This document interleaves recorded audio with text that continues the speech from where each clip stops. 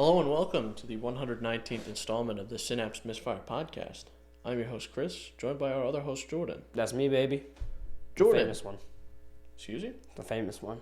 I'm well renowned. Is that right? Yep. I'm kind of a celebrity. Kind of a celebrity. My mom says so anyway. What platforms do you find this thing This on? famous show? Yeah, the fucking stupid guys. Yeah, you can find us on Apple Podcasts, Google Podcasts, Breaker, Radio Public, Spotify, Pocket Casts, and the RSS feed linked below. Also, you can contact us via email, synapsemisfire@pm.me. We have Instagram and TikTok, and then we also have the YouTube comment section.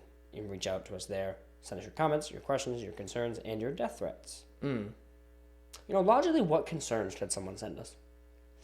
So, like, dude, my husband has been cheating on me for 6 months. What do I do? Fuck if I know. Yeah. Kill him. I don't care. What difference does it make to me? Or is it like a concern about us? That like, man, I'm really concerned about Chris. Like, I think he's gonna die.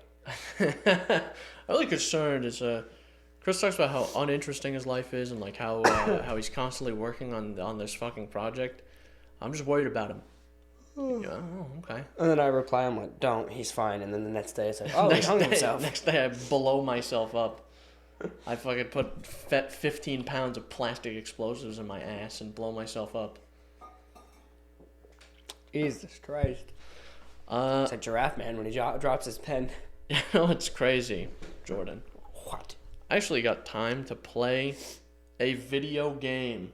A video game. Okay, for how long? Give me the time first. For like 3 hours. 3 hours. That's 3 more hours than you have in the last 6 months. Video game. What game? Is one of your favorites, Jordan. I bought because it was on sale. Days Gone. Yeah, I started that. It's a good time. It's a really good game. I like it. It's long though. Be prepared. Is it? Yeah. I think it's fine. It'll probably be like 30 hours. Yeah, it's a really good game. It gets a lot better. Story-wise, anyway. Gameplay stays relatively the same. It's third person. It has a really interesting vibe. Mm-hmm. Like, oh, let's go here, do a couple of things for these people or that people or whatever. Yeah. Yeah, it does start off very freeform like that. It's like you're just doing tasks for these camps, and then the story kicks in like a little bit in, and you're like, oh fuck, now there's an actual goal. And then I mean, so far what I've done is like I've done some stuff for the two like camps that you really meet in the beginning, and they both just kind of suck. Yeah. Everyone sucks. Yeah. And it's Copeland and then and the other fucking guy. Springs, the hot springs. Yeah. And fucking Deacon is insane. He's cracked. Yeah, isn't it wicked cool though how when you're in combat encounters he's like mumbling to himself and shit? He does it regardless of whether you're in combat or Sure. not. He's just like, he fucking talks to himself like a crazy person. It's so cool. It's a really cool thing they did. I really liked it. A lot of people did. Yeah. In combat, especially when he's like, "I'll fucking kill you, fucking you sons of bitches." Yeah, it's it gets weird. Yeah, it's a weird experience for sure. It's pretty dope though. I definitely do like just the how visceral the combat is a lot of times. Yeah. Especially like melee combat is just brutal. Mm-hmm. You can do a ton of different things. I found a fire axe somewhere and I saw, oh, this does way more damage than the fucking baseball bat I have now. Let's try this out. I sprinted up to someone that while I was in active combat, I sprinted up to this person and was like, all right, let's try this. I cut their head off instantly. Yeah. Like, Jesus Christ. Yeah. And some of the shit that you do with a knife is crazy. Yeah. Where there'll be multiple takedowns where you go behind someone and like flip them around and like stab them 37 times. Yeah. It's fucking... Yeah. That game is insane. Yeah, the game is really good. The story gets a lot better. And it ends up being cool. You haven't got to any hordes yet or anything really. You might have seen them. No, I've seen them, but I haven't. Wait till you start like getting gear to fight them and stuff. There's nothing like it. Like there's no other game like it in that specific respect. From what I've played thus far, it's very reminiscent of oh Christ, State of Decay. Yeah, it's very reminiscent of State of Decay, but it's much more modern. Yeah. In the way that it plays. Where State of Decay is like, at least the first one is like, okay, so your character has like stamina and like health, obviously, but you can just kind of go through the world. Cars are like a fucking unstoppable force. Yeah. And in Days Gone, it's like you have your bike, which is not an unstoppable force. It needs to be fixed. It needs fuel. If you hit a lot of zombie or freakers, they'll actually tackle you off of it. Yeah, if you're out of fuel, or your bike breaks, and you don't have any on hand, you're just fucked, as well. And there's a lot. I think noise is done a bit better in that game. So like sound design, you're saying, or like noise for people. Noise in terms of like like your actions having a range. In State of Decay, if I remember right, it's been a long time since I played. If you're in a place and you're just like searching, and you have a melee weapon, you're not gonna attract attention. And if you have a gun, you're going to attract the attention of every zombie for 600 miles around. Yeah. If you use the gun, yeah. If you're searching, you can do like quick search. Oh, you can do the quick search and it like pings sound across the map. If your character has low wits or whatever, it'll fucking go and they'll be like, oh fuck, that was loud. And then the music will ramp up and usually fucking shit ton of zombies show up. And with Days Gone, it's a bit better. I found with the stealth being how it is, where if you're in the grass, you're like invisible. Yeah, it's one of those games. Yeah. Yeah, there's one forced stealth section that I found thus far, is like the government people that show up. Oh yeah, Nero. Yeah. That happens a lot. There's like 5 or 6 of those. There's that like forced. I got to the first like forced stealth section, and I kept getting caught. Like I kept getting caught, and I realized that I fucking accidentally hit the button and my flashlight was on. Oh. And I just had so it's basically, let me get a better representation of this. So from the bushes, you would just see like, oh fine, don't see me, don't look at me. Don't look at me, guys. You can't see me right now. Oh man, that's funny. Yeah, the Nero sections were a little meh. There's one specific one you'll get to way later in the game where it's like, holy fuck. It ends up being like really, really, really intense. But the bike is really cool too. Like the way the bike handles, I always felt was so fucking awesome. Like the handling of it. I felt, at least on controller. On keyboard and mouse, I wasn't found it a bit good. weird. I switched over, I just plugged in the PS5 controller. Yeah, it's better that. with the controller, honestly. In general, what you should do, if you're finding yourself a little pressed for time and you're taking a page out of Alex's book where you're like, I'm relaxed and you're laying in bed, you should download it on your Steam Deck. It's Steam Deck verified. Probably get a little more time in that way. Because I've been meaning to do that, like when I get to bed and before bed, playing shit on the Steam Deck. That's what I've been meaning to do. It's literally what I use it for usually. That's what I've been meaning to do, and it would be nice to get a couple of, just a few minutes in. Yeah. I use it on lunch break. I use it at night in bed and stuff. So, yeah, it's perfect for that. I didn't play Days Gone on it, but it was like one of the first verified games. So, God of War was verified. I'd imagine Days Gone will be fine. But it'll probably be good on there. You're actually making me want to like fucking replay it. I just replayed it like not that long ago. Yeah, it's pretty fun. I like the vibe of that game a lot. I like the desolation. Like if you just take off on foot.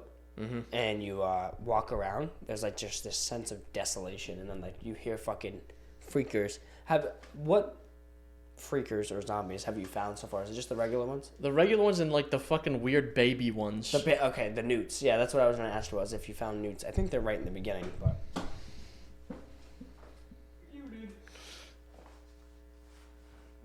Jamoke, I have function lock on. It's not gonna work. Why would you have function lock on? Because I use my F keys like a normal human. I use my computer as a computer, not as a tablet. F key? Your function keys as a normal? Yeah. I use my function keys like normal. If I hit F5 and it just does some other thing, it annoys the shit out of me. Yeah, I prefer it the other way around. I'd rather do functions related to convenience, like volume, things like that. I always find it as an inconvenience. But I don't do a lot of like volume on that computer at all. Yeah, it's usually on silent. It's usually just muted because I just use it for school stuff. So. But yeah, to your point, the fucking babies, the newts, they're fucking freaky. I was searching through trunks, and one of them fucking jumped out of a trunk and grabbed my face. Oh it man, scared the fuck out of me. Yeah, it gets like I said, the story ends up getting better. You're still at the first camp, like you're in the tower, right? The large tower.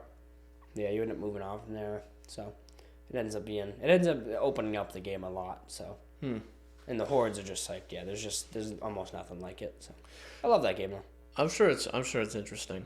Yeah. Once if you're actually going to be, you actually like fight, like engage hordes. Yeah.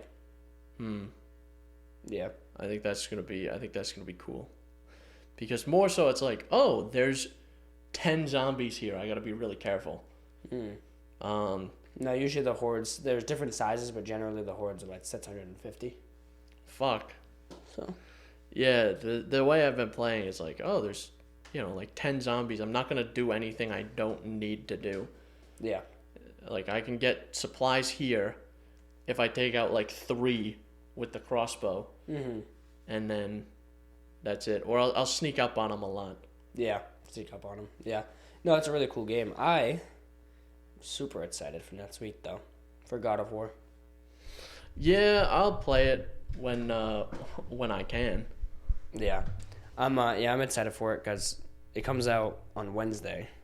So after work Wednesday, I have a haircut, and then I have Thursday, Friday off. So I see how that goes. So I just gotta stay busy until then, which won't be that hard. I can imagine it won't be.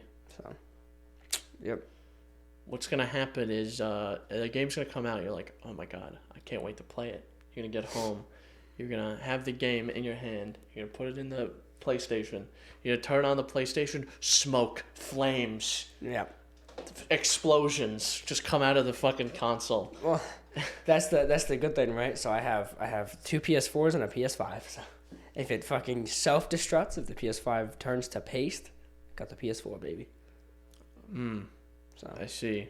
What's cool though is I was a little nervous because the latest controversy with A Plague Tale Requiem and Gotham Knights, where they're locked at 30 FPS on console, even PS5 and Series X. I was like, man, I hope. What fucking year is it? That's what I'm saying. People were pissed about that, but I'm like, I hope God of War isn't going to go the same boat. And they announced their performance profiles. And luckily you can do 4K 40 if you want, or you can on the PS5, or you can do 1440 60. I was like, yes. Yeah. Perfect. That's yeah, I feel like that's a weird limitation. I've heard a lot of bad things about Gotham Knights, and I didn't even know the game came out, to be honest. I didn't even hear a thing about it until after it was out, and everyone was complaining about how shitty it performed. Yeah. Well, it's locked at a 30 FPS frame limit, but it very regularly dips to like 20 on the PS5. Like, tell me why Red Dead Redemption 1 does that on PS3. Red Dead Redemption 2 doesn't even do that on PS4, and it's a much better looking game than Gotham Knights. Also, I was thinking strictly PC performance. Oh yeah, that too. Like optimization is bad. Yeah, I saw some ordinary gamers. He was playing it with a 4090. Yep. And it was running like dog shit. Mm-hmm. He was getting like 35 FPS. Like, come on. There's no reason for that. Yeah. That's why it's so sad to say, but like back when games weren't solely online for the most part and it was all disc, the game had to ship fine. Like yeah, PS2 you can ship bullshit and be like, oh well, we can just update it later. Yeah, and that has made such a bad influence on games. But like, then you see the few that are good, and you're like, oh yeah, this is good. Like God of War on PC, it got ported over, and I'm like, man, I hope it's good. Sure enough, runs incredible. Spider-Man PS4 getting ported to PC runs incredible. I'm like, all right, good. We need more games that just fucking work. I agree, because Cyberpunk just set this fucking precedent, and it's just like, I don't think they set the precedent. There's a lot of other games who have had There's definitely plenty of games, but Cyberpunk is definitely the most notable. I think like day one patches started in like the early to mid 2010s. Day one patches are fine because that usually comes before development. Like the point of a day one patch, like God of War is going to have a day one patch, is hey, we shipped the game on a disc 6 months ago, but we kept working on it. This is your day one patch. Now, it's not day one patches. It's fucking, here's the day one patch. The game still sucks dick. Here's a hotfix. That still sucks. Now, here's a week later, we're going to add this. And then a week Which later, I feel like has been happening consistently since 2012. The games that I've played haven't had that. The constant, they've had hotfixes, but not the way it happened with Cyberpunk. And since Cyberpunk, every mainstream AAA game has like pretty much done that. That's kind of what I meant by the precedent. Because prior to Cyberpunk, like, you had standouts. You had fucking Assassin's Creed Unity, which still plays like dog in 7 years later. But since Cyberpunk, like, dude, so many big games have launched and just sucked. Like, it just sucked on performance. I don't know, man. I just don't get it. I just think, it's been a problem for a while. And there's no incentive for game companies to fix it. People are not going to not buy games. That's the problem. Everyone says, vote with your wallet, vote with your wallet. No one's going to fucking do that. Yeah. That's a big part of the problem. People are going to buy video games regardless of how good they are. Mm-hmm. If it's dog shit, people are going to buy it. If it's good, people are going to buy it. If it's mediocre, people are going to buy it. No one's going to not buy video games. That's the problem. Yeah. Especially a large enough group of people for them to not release games in that state. Yeah. That's the issue with companies like Ubisoft and stuff like the bigger ones. And also, I imagine probably like a good percentage of players, probably like 3/4 of the people who are going to play the game, are getting it after 2 weeks, a month, month and a half. And a lot of the kinks are worked out by then. Yeah. So I remember when Red Dead 2 came out on PS4 and people were like, man, the game did not run that well. And I'm like, what? Like, Rockstar is one of the only ones who actually releases games that seem to just fucking work. Like, are there kinks to it? Sure, there was weird glitches on Red Dead console, 2. I guess. On PC, I feel like the last couple titles they released on PC when they launched were like, they had glaring issues for like 25% of the users, and then the rest were fine. Yeah. I'm more so talking about console because Rockstar doesn't release on PC until 5 years later. Yeah, they're like, okay, we're going to release this game on console in 2012. Yeah. Okay, 2028, you're going to get a PC port. Exactly. Their console games are usually pretty solid. And then, like, PC, they have a lot more of launcher issues than anything. Like, when Red Dead 2 came out, that was the biggest issue, was the launcher just didn't work. And it would just crash all the time. Then there was some other glitches, but, like, generally speaking, in terms of big publishers, they're not that bad, at least in my experience. Now, I know GTA Definitive Trilogy, but that's not them. That was obviously that other company. They're still the ones who allowed that shit to go, though. So. Yeah.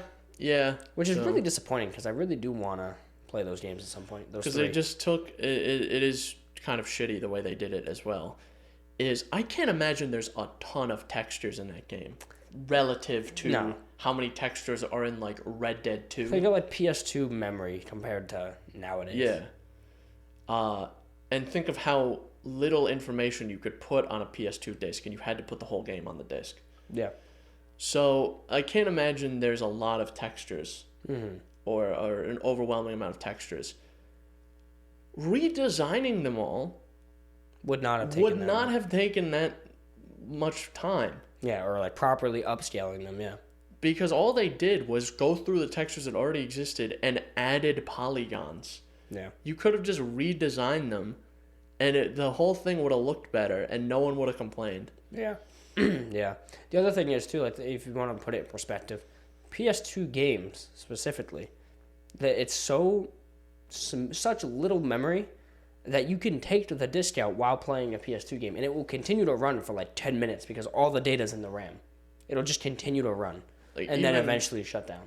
For reference, PlayStation 3 had 512 megabytes of RAM. Yeah. PlayStation 3. Now the PS2, who fucking knows? I'll fact check us right now. Let's see what we got for the PS2. And even the PS5 has, what, 12 gigs? Yeah, something like that. Which is, like, relatively low for, running games today. Let me see. 32 megabytes of RAM. 32 megabytes of RAM. Of RD RAM and 4 megabytes of ED RAM, which is video Erectile RAM. dysfunction RAM? Pretty much, yeah. Damn. So yeah, 32 megabytes of regular RAM and then 4 megabytes of video RAM. So they were working with that, and they managed to put out like GTA San Andreas, right? And the PS5 is 16 gigs. 16 of gigs. GDR sets. So GDDR sets. the fucking thing, you could have just gone through and properly remade all the textures. Because I remember seeing the trailer for the definitive edition. It looked great. Originally, I thought very much the opposite. Going, this is what they did for a remaster? It looks like shit. For which definitive one? Because like the San Andreas one looked incredible. Because the lighting. they did the like side-by-side comparisons of each one. And I go, this looks like shit for a remaster. I expected to be impressed. Right. And it looked like exactly what it was. It looked like a PS2 game that someone put like 15 more triangles on. Yeah. And called it a game. It depends on what way you look at it. So if you're looking at like a remaster, like literally making it from the ground up, yeah, it looks exactly like it was. It's a revamp, so to speak, more than a remaster. It looked like someone put a mod on the originals. And there's better mods out there to make it look better than that. So it ended up being, for what it was supposed to be, which was they had marketed it as like, hey, it's got all the old school stuff, but like better lighting, better animations, and like better character models, but it still, has that charm, so to speak, of it. It looked really good in the trailers for that, but the trailers looked nothing like the game. Yeah, well, also the people who wanted like an authentic experience, because I can see that angle of it as well. Redesign all the textures, make them look really good, but include the original textures. Because I think the Crash Bandicoot Insane Trilogy did this. You can turn it back to the original graphics, and you can disable all the new graphics. Do that. Yeah, because some people just want to replay it on a new console. Yeah, they want to replay it in a format that makes sense for the current year. Yeah. So include all the originals. It'll add, for a PS2 game, it'll add like 13 megabytes to your fucking install. Yeah. And then update all the textures to modern, standard 3D rendered textures. Yeah. Rather than just fucking... it just feels like there's... With remakes and remasters especially, because there's been so fucking many of them in the last 2 years, I just feel like there's no care put into them. Yeah. You get the couple that are, like, very few. You get, like, the Dead Space remake, which seems to be like, oh, they care. But then, yeah, you get shit like that where it's like, they passed it off to another team, clearly cranked a slider, and we're like, good to go. They're like, just, I don't know, make this look okay. Yeah. And then they didn't even do that. They failed at that as well. So. When I'm thinking of good remasters, there's... Like I mentioned, the Crash Bandicoot remaster was very good. And you know what they did? They took and they remade all the textures. They took and they remade all of them. Yeah, that could be important. So, there was that. And what other remasters have come out? There's been a shitload of them. There was an Alan Wake remaster, which I didn't play the original, so I don't really have a reference point. Yeah. But it was alright, I guess. I liked that game. And it kept some of the graphics of the old game, like a little bit more of that 360 era, but then it made it not fuzzy, not blurry. So it did a decent job of finding that balance, like GTA should have done. Yeah, I want to see more remasters with care put into them, not, people will fucking buy this. Yeah. Yeah. Regardless of... I'm hoping the Dead Space one kind of sets that precedent where it's like, this is a remaster of the original that people already know and love, but we actually, we made it fucking perfect. We went through and made significant improvements.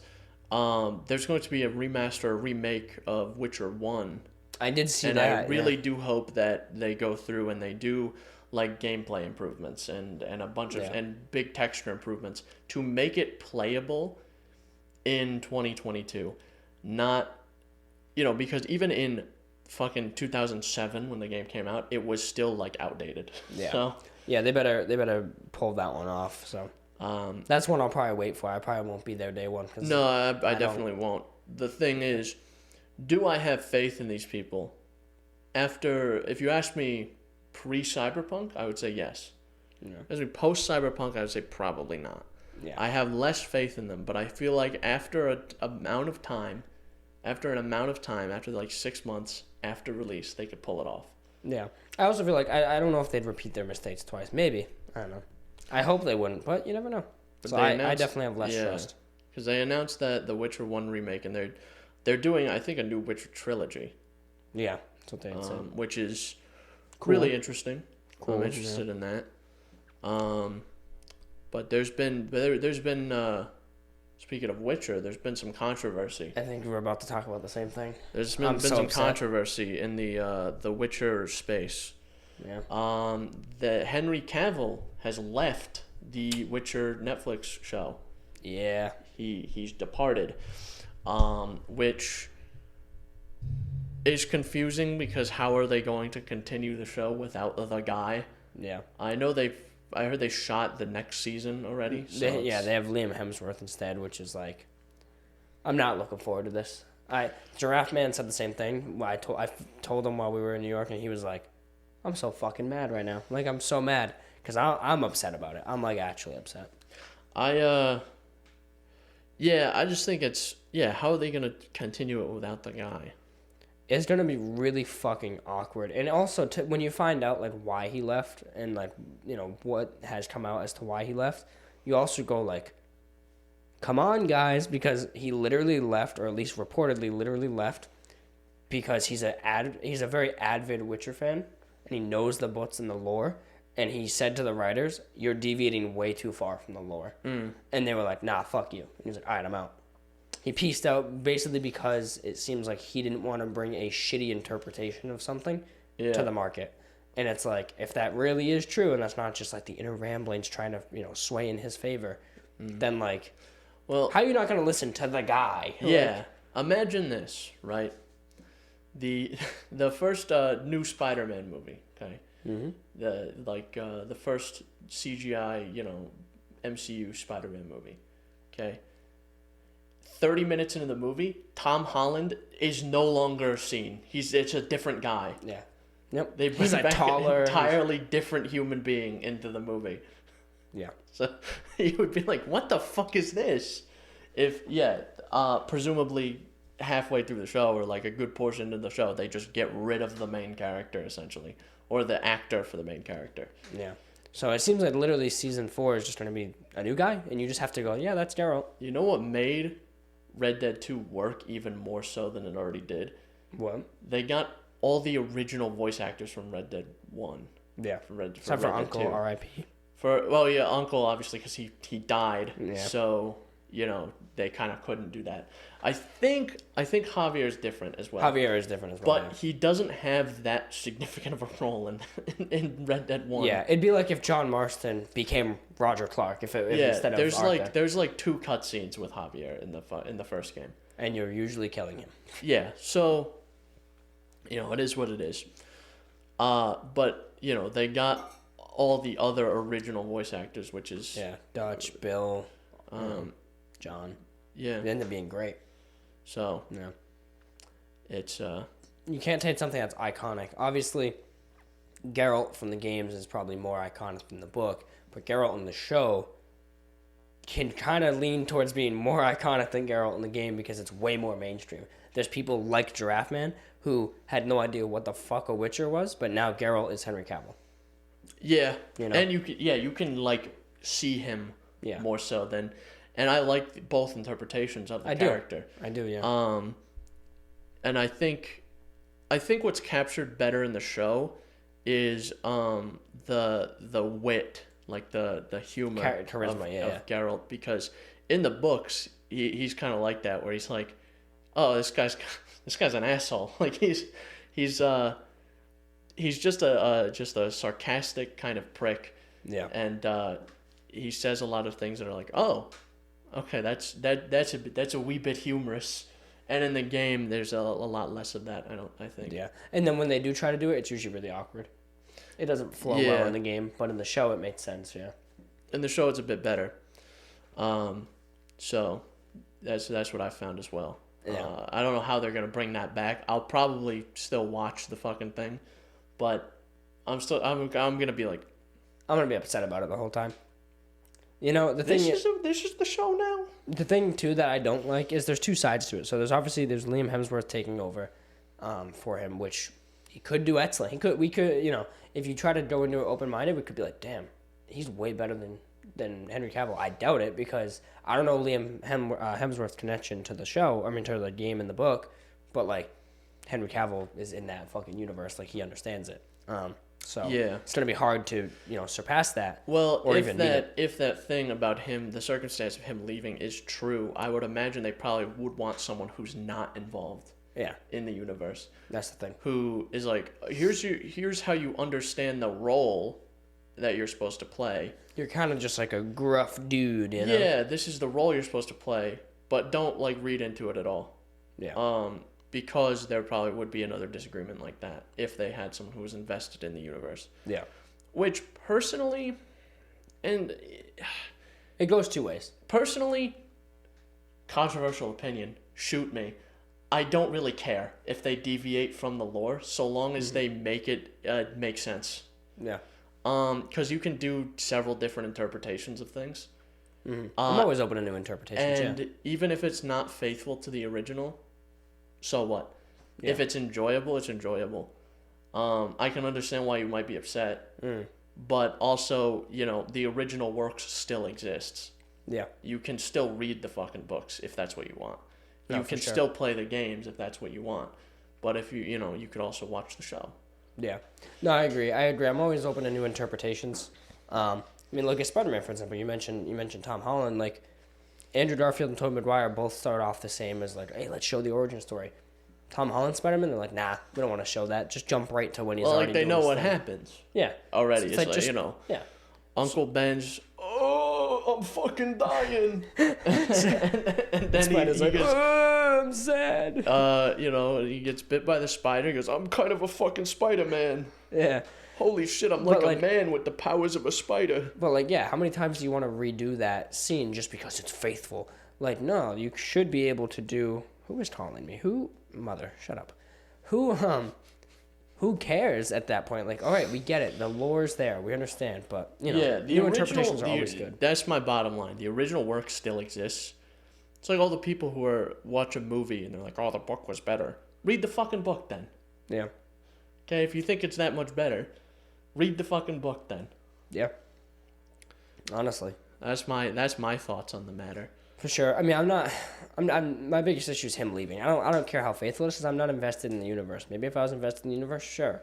But I'm more concerned with the actor change. But my second point was after I was talking about Liam Hemsworth, maybe not being the best for the role, is like I saw a lot of people on Instagram and stuff who were just like mad at him. Why? Like people were like, oh, you get rid of Henry Cavill and you get fucking Thor's baby brother. Like, okay, he's his own person. Like, he has his own sort of portfolio, dude. Like, just because you know of his brother, like, that's kind of fucked up in my head. And I'm sure he don't give a shit. He's making millions, but like, still. Bro, imagine. That's crazy. It's like the same people who would write death threats to an actor because they didn't like the character they were portraying. Oh, you mean what happened with The Last of Us Part 2, where Naughty Dog got a bunch of death threats for their company, and also the actress of Abby got a bunch of death threats? Because they didn't like her character? character? Because in the game, her character's like a anti-villain, so to speak. She's the villain, but you also relate to her. Oh, man. Yeah. That's fucking... I'm going to be honest. If you do this... and this is something you spend your time doing, find God. Yeah. I'm not a religious man, but I think that's the only cure for you. Yeah. Find God, find a higher power.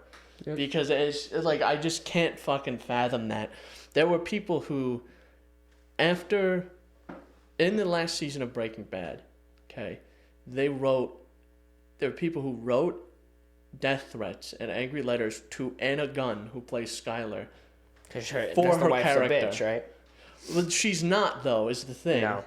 It's these fucking dumb motherfuckers who don't even understand what they're watching as well, because the whole point is her actions are completely justified at the end of the show because of how much of a fucking demon Walter White is. Yeah. And you're like, That's oh, right, yeah. holy shit. Okay, I fully understand why she did the things she did. Yeah. And, I don't have mush for brains, so I don't write the actress, Anna Gunn, who is not Skylar White. doing She's a job. fucking actress. Doing a I don't job. write her a death threat because I didn't like her character. Yeah. I just feel like, that's the easiest way to filter yourself out as, like, just bottom of the barrel. Yeah. Just bottom of the barrel. It's to that end as well, as there's a lot of people who, this is kind of drifting off topic, but a lot of people who just don't understand anything they consume. Yeah.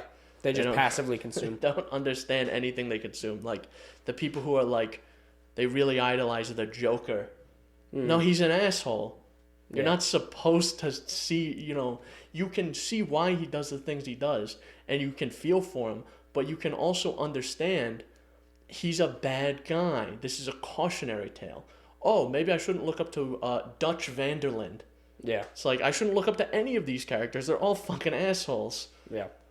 So, it's that same thing as well. Right. Is just looking up to certain characters which are specifically written for you to not look up to them. Yeah. True. It's like, hey, this is supposed to show you, like, the good and bad of everything. You're like, I like that guy. It's like, oh, but, he murders people. Yeah, but, like, he donates to charity. I feel like if you put a twinge of gray in morality, people will automatically like a character. Well, see, oh, this is the real hero. If it's not, this person is 100% demonstrably evil, nothing can redeem them, or, oh, this person is pure good. Yeah. It's, if you put just a little bit of gray, just a little bit. So it's like, it's not even, you can't even tell that it's a different color. It's just like slightly lighter. Yeah. And you're like, oh, this person can do no wrong. Yeah. I'll defend them to the ends of the earth. Their actions are completely justifiable. Yeah. Like, okay. That's why, writing, like, subversive things, even slightly, for the mainstream is, like, it's pointless. Because people aren't going to understand what you're saying. Right. Yeah, for sure. Yeah, I don't know. I was so upset about the Witcher thing, though. I'm like, man, we had a good thing going. Yeah. It was probably the best of its type. Like, of video game movies and TV adaptations, like, it was probably the best one. Oh, man, because a lot of them are such garbage, too. Yeah. A lot of them are good. Like, some of the most notoriously bad films are video game movies. Yeah. And surprisingly really good. I guess it's not technically a video game show. It's technically based on the books. Right. And then they deviate from that, but whatever. Yeah. So, it's a bit different, but same thing. A lot of these shows and, like, movies just turn out to be garbage. Yeah. I'm holding on to hope, Chris. Like, I have the fucking grip on this rope, and I'm like, please don't yank this rope out of my hands for the Last of Us HBO show. Like, oh yeah, that's still coming. I'm like, this just has all the fucking makings of just being incredible. One of these days, I don't know if they bundle it together. No, they don't. I don't think they do. I want to buy the remasters, like the PS5 versions for Last of Us 1 and 2. I might just buy the regular one for Last of Us 1. I don't know. It depends. Whatever. And I want to play both of them because I want to see, one, what all the hype is about, and two, I want to see how I feel about the second game. Coming off of the first, yeah. Yeah, and like if I play the second one, I feel like there's gonna be a serious moment where I'm like a good portion into the game, I'm like, what the fuck is everyone so angry about? Yeah. Because that's one of the games I feel like gets way more hate than it deserves. Yeah. Way more hate. Now, I haven't played it. I've just heard a lot about it. Yeah. And every time, like, the complaints, I just feel like there's way more complaints than are warranted. Yeah. Because especially when there's shit to complain about with other games. You know, there's games like Cyberpunk that had just an abysmal launch, abysmal performance, and even Gotham Knights. Even a year on, or more than a year on now, the performance is still like just barely fixed. Mm-hmm. So, you know, there's much more pressing shit to care about. Right. So that's my bottom line with that. You want to know something cool though, Chris, that I'm hoping for? What's that? Red Dead Redemption 1 got pulled off of PlayStation Plus or whatever. PlayStation Now. So what could this mean? Everyone really hopes, and I really hope that means we're inbound for a remaster. Please remaster the fucking game. Please. Fucking Christ, dude. Oh my god. I need a Red Dead 1 remaster. I really hope it fucking happens. And I need it to be good too. They're gonna just up the polygons. If they do that again, I'm gonna fucking again same thing. Plastic explosives in the asshole, blowing myself up. That's what I'm gonna do. Oh man, I will send death threats then. Yeah, that's when it's justified. But I'm you know, like all these well-adjusted adults, what I'm going to do instead of sending them to Rockstar, I'm gonna send them to the actor for John Marston. Fuck you. This remaster of this game sucked. Die. Here's your address. I'm gonna kill you. Yeah, Rob Witherall. I think that's his name. So you know. Yeah. I need that in my life. Yeah. No, I need it. And people have talked about it for years since like Red Dead 2 came out and became so popular. Of like, dude, if they remake Red Dead 1, they should like allude to Arthur. I'm like, no, I don't think they should. No, I think they should just leave it as it is. Yeah, I don't think we should be talking about Arthur. Maybe like go a little more in depth about like the different camps, because John's very vague in the beginning. He's like, oh, Dutch shot a girl. You know, maybe go a little more in depth about that to fill in some story. But like, I don't think we need a scene where John wakes up and goes, oh, Arthur, I miss you, man. That's like what people want. It's gonna be at the beginning. John goes to Fort Mercer and he gets shot for the first time. He wakes up on the farm, in the ranch, and he's like, he gets up and he turns backwards towards the camera, towards the player. He gets real close and he goes, "Remember my dead friend from the second game, the prequel? Remember that? Remember that, guys? Arthur Morgan, remember him? Remember that guy?" And then he does that every like 25 minutes of gameplay. That's what he does. Every 25 minutes on the dot, regardless of what's going on. He could be in the middle of a cutscene that stops and plays that animation again. Oh man. Yeah. I part of me really doesn't like that for like the sake of like media preservation. It's like just give the game to me in its original state in terms of like story. Yeah. But like I say, a couple nods here and there, like maybe going a little more elaborate with certain things. Because like in the first game, there's a lot of the times where the Pinkertons are like, Dutch shot a girl. Maybe go a little in depth, because now, you know, she has her name and shit. Like, go a little in depth with that. Or like the stranger, the mystery man who's like, do you remember Abigail such and such? That's the girl that Dutch shot. You know, maybe touch on that. And like, I don't know, expand that a little. But like, yeah, people are like, well, at the end of the first game, Arthur gave him his hat. Second game, Arthur gave him his hat. So maybe John can wear his hat in the remake. I'm like, but he didn't in the first one. And then they're like, but what if like it opens with you visiting the gravestone? But why? Why? And that part of the map isn't even in the first game. Yeah. It's above it, yeah. So yeah, I would like to see the map expanded though. That could be cool, but then you do have to include some sort of extended element to it, because it would be cool to see the map even bigger. Obviously, you have Mexico in the first game, so it would be cool to just like add to the top of the U.S. or whatever, and maybe get like certain parts of the second game's map. But again, if you do that, you can't just like here's a segment of the map and nothing happens there, you know. So then they would be forced into a corner where they need to do something with it. Maybe if they added side stuff. But like, cool. I wouldn't like if they changed like elements of the main story like that. Yeah, I don't think they should be. Where also in the second game, you do get Arthur's hat, but when you spawn in as John Marston, I think he's wearing his own hat. Yeah. And you have his hat that he has in the first game. Immediately after Arthur died, he sat and he just fucking wanked one out in the hat. He just wanked one right out in it. He's like, "Oh, Arthur." Arthur, I'm gonna remember this one. Oh, and yeah, I don't think it's that important. Yeah. You know, and I think it makes a little more sense if it's as vague as it is, because it's PTSD, brother. Of how the character of John Marston is, where I feel like he wouldn't dwell on this. He would be like, yeah, that happened, and then he wouldn't talk about it ever. Yeah. So. Right. True. Yeah, he's very reclusive. He holds in the emotions. So. Yeah. Yeah. Yeah. In conclusion, I need that remaster. You gotta hand it over. Hand it over now. I don't care what state it's in. Dude. Oh, I just hope it's happening. Yeah. I hope so.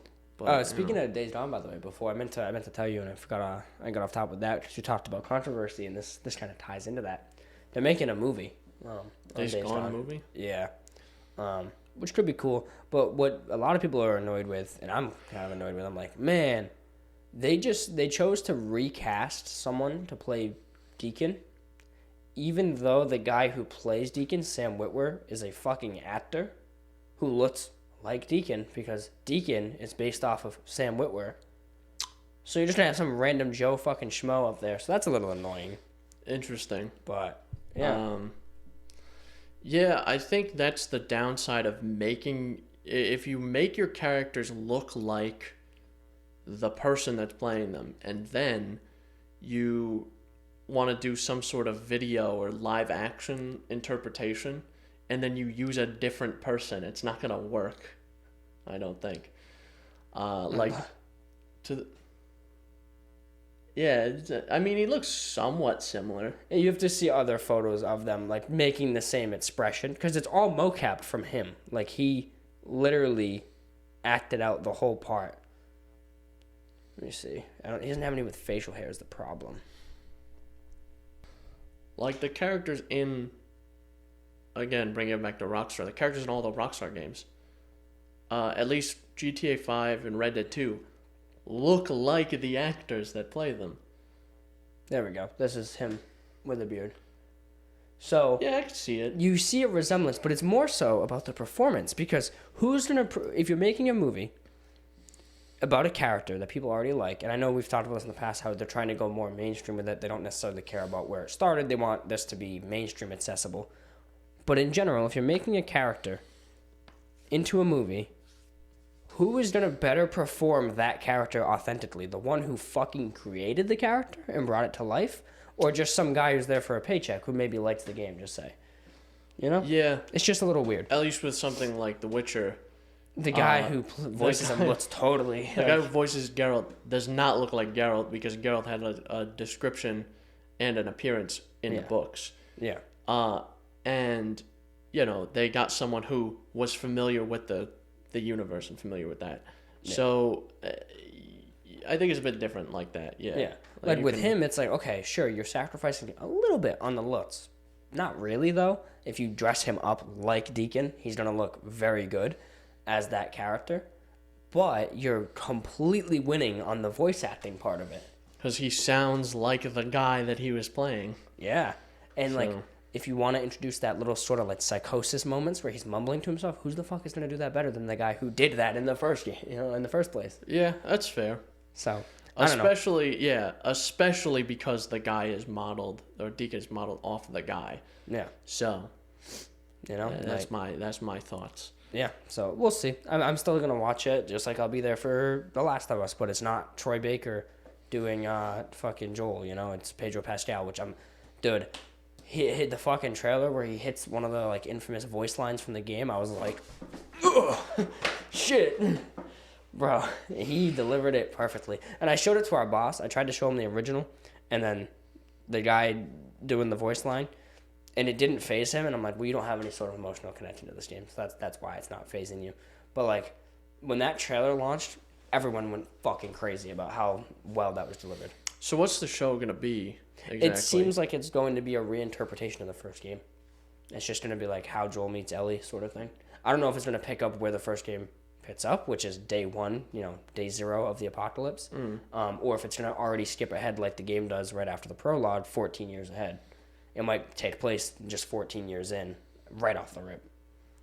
So I'm not sure about that, but in general, the way that the scenes have been is it's just a different interpretation of the first game's plot. So, they're gonna deviate a little bit, and all the fans are gonna be like, writing a letter. Well, you see, in the game, Joel looked slightly to the left during this scene, and Pedro Pascal looked slightly down to the left, so Dear therefore you Pedro should die. Pascal, kill yourself. Love, fan. He sends the letter over. I just played this character, man. I don't know what these people are so mad about. I didn't write the fucking thing. So Pedro Pascal seems to be playing the part pretty good. The girl I'm still a little suspicious on, Bella Ramsey. I'm a little suspicious on how well she's going to perform because she doesn't really look the part. She's just a little odd for the part in my opinion. But her and Pedro Pascal also have an acting history, so that's good. Because the point of these two characters is to start here and eventually be like, damn, we actually like each other. Like that's kind of how it goes. So the fact that you have some actors playing these characters that are supposed to come together, that have already worked together on past projects, know each other, like each other, like that's going to be good for that part of it. But for her performance, we'll see. I'm still a little up in the air for me still. Yeah, I think having HBO behind it is a good thing too. I'm glad because that means it'll be gory. I feel like, and it won't have any they won't pull any stops with censorship or anything. Like they won't have to be there won't have to be any you freaking freaks, you freaking fricks. They can just say whatever the actual voice line is. Like joke. Are you gonna die? Sucked.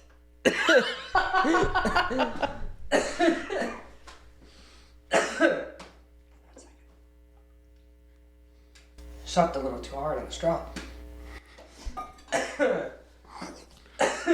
Cause of death, sucked too hard.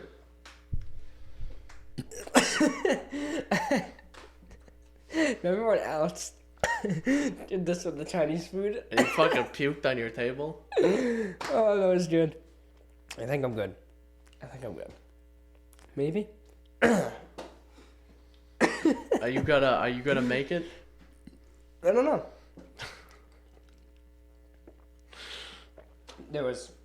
So what happened was there's not a lot left in there. So I gave it a strong suck. And I got some fluid, but then the straw shifted and I got air. And then it shifted again and I got fluid, so it did this double pump in my fucking mouth, dude. And I was like, shit. I wasn't ready for the dirty double pump. Damn. Happens. I'm good. Are you sure? I'm good. Are you sure? Stop. You just fucking leaking everywhere. Yeah, I'm good. So what I was saying was, the guy can just say the actual voice line rather than either them shittily censoring it or them having to put in replacement text for things. Right. Or replacement lines for things. So I like that aspect of it. And obviously the budget aspect. So HBO, I feel like when they do shows, will throw a fucking absurd amount of money at a show. They give it a fair shot. Yeah. A reasonable shot. As opposed to certain shows, yeah. They're like, hey, what's your plot? Okay, we like it. How about $1 million an episode? Yeah. Okay. All right. Yeah. How about oh, this is your finale? Okay, what about $80 million for this? Yeah. All right, we can work with that. Yeah. I think we can manage it. Oh, you want 81? I mean, how about 85? Oh, sure. 85. Meanwhile, there's entire seasons of shows that are produced for less than $1 million. Yeah. I think the first season of Always Sunny was produced for $400,000, which is nothing in the industry, in that industry. So, that's the thing. So they'll give you that. HBO will just give fucking buckets of money to anyone. Right. Yeah. So I'm really excited for that show. I can't fucking wait for that. That's like one show that I'm gonna be like I'm probably gonna binge it. So. Yeah. Yeah, I'm pretty hyped for that. What else has existed lately that's worth talking about? The only other thing is I'm about to go on my social media cleanse because right? Ragnarok comes out on Wednesday, so I have to basically get off of all of social media, so that way nothing gets spoiled. The only reason I really care for Ragnarok is if it was just like if it was a trilogy, then I wouldn't be super concerned. But spoiler for 2018, when they teased Kratos' death, this game has been confirmed as the last Norse one. So if he's gonna die, it's gonna be in this game. And I really don't want to be halfway through the game and then fucking scroll through YouTube and be like, oh, Kratos' death scene, cool. You know what I'm saying? Like, I don't want that shit to happen. Because that's what happened to me with Arthur Morgan. It ends, and then, like, the end of the game plays out. It's amazing. And then it switches universes again to, like, our actual real universe, like, in a very realistic depiction of our universe now. And Kratos just becomes, like, a Twitch streamer. Yeah, there you go. And that's how the game ends. There you go. Yep. And he goes, hey guys, Kratos here. Can we get some subs in the chat? Can we get some tier 3 subs? And he plays God of War. He plays a game and he goes, Jordan, thank you for the 6 months sub. Thank you. Oh, thanks for the $1,000 donation. That's how the game ends. He becomes a Twitch streamer. Yeah. Yeah. But yeah, that's what happened with Arthur Morgan though. Is I was like, I got to the part where he was a little sick in the game, and I'm like, this could just be like some flavor tests. Like maybe he'll get sick and then get better, and that's like part of the plot. And then like immediately, I'm on YouTube and it's like Arthur Morgan, death, fucking dies, and I'm like, oh, okay. Cool, all right, never mind. He ain't getting better. Yeah, I guess things are not getting better for Arthur Morgan. So that's. I don't want that to happen with God of War. So that's fair. Especially because of how just fucking fantastic those games are. Like the 2018 was like, just in terms of like voice acting and the fights were fucking crazy. Yeah, that's what I can't wait for. This is gonna be like one of the few games I play for a while. That's like this is gonna be fucking AAA in its purest form. I'm assuming I'll enjoy the shit out of it. Yeah. Yep. So and I'll finally be able to see the PS5 in form. True. Because I'll have the game on the console that's meant for the console. And I'm expecting big things. Yeah, this is going to be the bar standard for like PlayStation exclusives for a while. The next one after, it's probably going to be like Spider-Man 2. Because, put it this way, because of supply chain issues and because of like everything that's happened, obviously they couldn't make as many games and they couldn't make as many consoles, so there's less incentive to make games specifically only for that console. Yeah. Now, because I feel like the crossover between generations for like the Xbox One, Xbox 360, that generation, I feel like that had like maybe a year of crossover. Maybe. And now we're entering like year 3 of crossovers. So, I think that's I forget where I was going with this, but you don't get to see the console in its form, wholly, and because of that, I think there's not a ton of exclusives that are worth buying the console for at this point. At this point, yeah. Literally the only reason I would not want to play this game on PS4 is more so for the frame rate. It's just at a targeted 30 on the a locked 30 on the PS4 Pro, as opposed to 60. So like I would want it on that, and it's obviously gonna be way higher fidelity as well while doing that locked 60. Yeah. But like, it's not like it was before where it's like, oh, The Last of Us comes out, now I have to get a PS3. You know, oh, The Last of Us 2 comes out, now I have to get a PS4. It's on PS4 only, and that's it. Yeah. I think the crossover sections were a lot longer now because of just how it is. I think the company that's doing the crossovers, the crossover, the most abrupt is Nintendo, where they're like, okay, we made a new console, fuck that other thing we made. Yeah. And I think there was like a couple crossover games from the Wii U to the Switch. There was like a couple. And then the rest were like, all right, we're just making Switch games now. Yeah. So, and I'm not sure about the Xbox side because no one's fucking buying that thing. Yeah. Actually, who's buying a Series X? Developers are actually complaining about the Series S. They're saying that it's holding back game development. Really? Yeah. How so? Is it less spec? Oh yeah, it's a lot less spec. It's like it's like probably a little over half the power of the Series X. Really? I thought it was like just a disc and just a the disc and PlayStation digital is. thing. Yeah, the PlayStation is, but that was one of the biggest I thought that arguments was the only difference people made was like the Series S is literally a shittier console, and the PS5 disc and non-disc edition are not. They're the same console. Oh, I thought they were the same, just a disc and digital version. No, yeah, it's a lot of hardware changes. It's way smaller. It's like probably not that much thicker than that Mixer, to be honest. It's wicked slim. Interesting. But game devs are basically saying that they're not able to utilize so first, to preface it, the Series X and Series S, if you develop a game for them, there's forced compatibility. So to publish a game with Microsoft, it has to work on both. Has to work on both. Developers are asking them to stop that because they're trying to make a game for the Series X, and then they have to pare it way down for the Series S. How did they get around that on PS4 launch to PS4 Pro? Because I know there was a marginal difference. Was it? I feel like there was a large difference between the two. Not really. Like on paper, yes, but they just didn't adopt it that way. It was pretty marginal, the difference. It's definitely like, again, on paper, you're like, oh, wow. Now here's why. Here's my opinion on it. Probably in case, because I didn't own both, so I don't know. The biggest difference from PS4 to PS4 Pro was frame rate. You could do 4K. It wasn't real 4K, but it was frame rate. It's either going to be locked 30, in some games 60, or it's going to be 30, so to speak, on the PS4. And then you get higher resolutions.